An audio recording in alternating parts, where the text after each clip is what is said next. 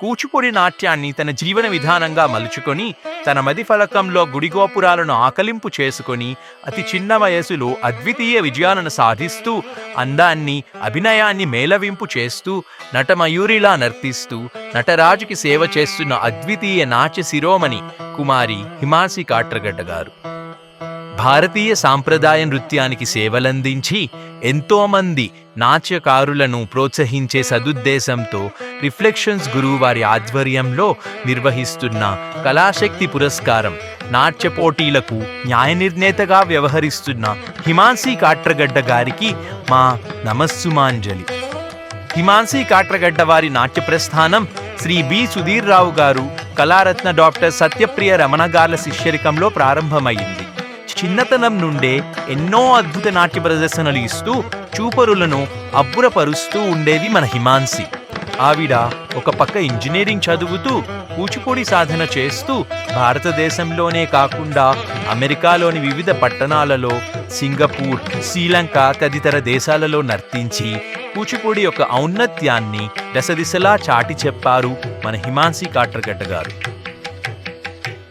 న్యాయ నిర్ణేతగా అనుభవం. All India universities నిర్వహించిన ఇంటర్ యూనివర్సిటీ డ్యాన్స్ కాంపిటీషన్లో అతి చిన్న వయస్కురాలైన న్యాయ నిర్ణేతగా వ్యవహరించారు.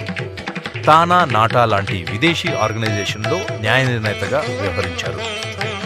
శిథిలమై మసగబారిపోతున్న మహోన్నతమైన మన భారతీయ కళా సంపదని మరియు అద్వితీయ నాట్య కళను మిళితం చేస్తూ మన సమాజానికి నూతన ఒరవడిని సృష్టించే సదుద్దేశంతో హిమాన్సి కాట్రగడ్డ గారు కళా తపస్వి డైరెక్టర్ శ్రీ విశ్వనాథ్ గారి చేతుల మీదుగా ద టెంపుల్ డాన్స్ అనే స్టూడియోను ప్రారంభించారు.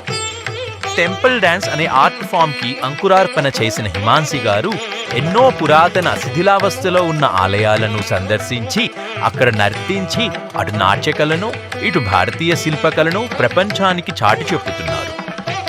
బెస్ట్ ఇన్స్పైరింగ్ ఉమెన్ నారీ పురస్కార్, సనాతన అవార్డ్, బాలరత్న, కాకతీయ పురస్కారం, యంగ్ అచీవర్ ఉగాది పురస్కారం, బృందాని అవార్డ్, టీటీడీ వారిచే గరుడ పురస్కారం, నాట్యమయూరి, నాట్యసుందరి, నాట్యరవలి ఇలా లెక్కకు మించిన అనితర సాధ్యమైన అద్వితీయమైన ఎన్నో కళా పురస్కారాలను సత్కారాలను అందుకొని దిగ్విజయంగా తన నాట్య జీవితాన్ని సార్థకం చేసుకుంటున్నారు మన హిమాన్సి కాట్రగడ్డ గారు.